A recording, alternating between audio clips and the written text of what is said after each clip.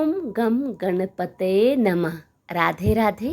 आप सभी के अपने चैनल अमृतंश में आप सभी का स्वागत करती हूँ। आज मैं आप सभी को विभुवन संकटी चतुर्थी व्रत की कथा सुनाने जा रही हूँ। कृपया इस कथा को पूर्ण अवश्य सुने। विभुवन संकटी चतुर्थी व्रत के दौरान भगवान गणेश और चौथ माता की पूजा की जाती है। इस व्रत के दिन चंद्रोदय के समय चंद्रमा को अर्घ देने के बाद ही व्रत पूर्ण माना जाता है। अधिक मास के कृष्ण पक्ष की चतुर्थी तिथि का आरंभ 3 जून बुधवार को रात में 9:22 पर होगा। वहीं अगले दिन यानी 4 जून गुरुवार को रात में 11:21 तक चतुर्थी तिथि व्याप्त रहेगी। ऐसे में चंद्रोदय का मुहूर्त पहले दिन 3 तारीख को पड़ने से इसी दिन संकष्टी चतुर्थी का व्रत किया जाएगा, क्योंकि इस व्रत में चंद्रमा के अर्घ देने का खास महत्व होता है। यही कारण है कि 4 जून के पूरे दिन चतुर्थी होने के बावजूद 3 जून को ही विभुवन संकटी चतुर्थी का व्रत किया जाएगा।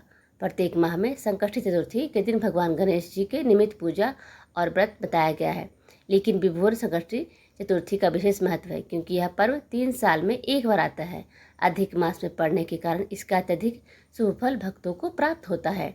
भगवान शिव और माँ पार्वती के लाडले गणेश जी का जो भी भक्त इस दिन व्रत व पूजा कर उन्हें भोग लगाकर प्रसन्न करता है, इससे भगवान भोलेनाथ और पार्वती जी की कृपा भी उसे प्राप्त होती है। इसी कारण इस व्रत का विशेष महत्व है। प्रातः स्नान आदि करके गणपति जी के मंदिर जाकर पूजा अर्चना करें। विघ्नहर्ता को सभी प्रकार के लड्डू का भोग लगाया जा सकता है, लेकिन इस दिन तिल के लड्डू का भोग उत्तम माना गया है। इसके बाद पूरे दिन व्रत करें। दिन में गणेश जी के नाम का उच्चारण करते रहें।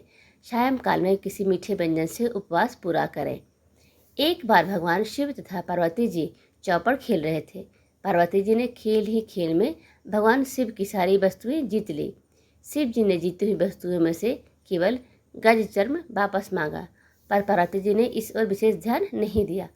क्रोध होकर महादेव जी ने कहा, अब मैं 29 दिन तक तुमसे बोलूँगा नहीं।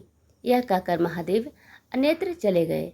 पार्वती जी भी उन्हें ढूंढते ढूंढती एक घनघोर वन में जा पहुँची। उन्होंने वहाँ कुछ स्त्रियों को व्रत का पूजन करते देखा। वो स्त्रियाँ विभुवन संकष्टी चतुर्थी का व्रत कर रही थी। पार्वती जी ने भी उन स्त्रियों के अनुसार यह व्रत करना आरंभ किया। उन्होंने अभी एक ही दिन व्रत किया था कि शिव जी उसी स्थान पर प्रकट हो गए। शिव जी ने पार्वती जी से पूछा, तुमने ऐसा क्या विलक्षण उपाय किया है जिससे मुझसे तुम्हारे प्रति उदासीन का निश्चय भंग हो गया। तब पार्वती जी ने विभुवन संकष्टी चतुर्थी का विधान शिव जी को बता दिया। पुनः शिव जी ने विष्णु जी ने ब्रह्मा को, ब्रह्मा जी ने इंद्र को तथा इंद्र ने राजा विक्रमादित्य को यह व्रत बताया। राजा विक्रमादित्य ने इसका वर्णन अपनी रानी से किया। रानी ने राजा की बात पर विश्वास तो किया नहीं, उल्टे निंदा की। इस कारण उसे कोढ़ हो गया। राजा ने तत्काल रानी को कहीं अन्यत्र चले जाने का आदेश दिया, ताकि उनका राज्य इस भयंकर रोग से बच जाए। रानी ने महल छोड़ दिया। वह ऋषियों के आश्रम में जाकर उनकी सेवा करने लगी। उसकी सेवा से प्रसन्न होकर मुनियों ने बताया कि तुमने गणेश जी का अपमान किया है, इसलिए जब तक तुम गणेश जी का पूजन व्रत नहीं करोगी, स्वस्थ नहीं हो पाओगी। उसने गणेश पूजन व्रत आरंभ किया। 1 मास पूरा होते ही रानी स्वस्थ हो गई। रानी वहीं आश्रम में रहने लगी। एक बार पार्वती नंदी पर सवार होकर शिव जी के साथ उस वन से गुजरी।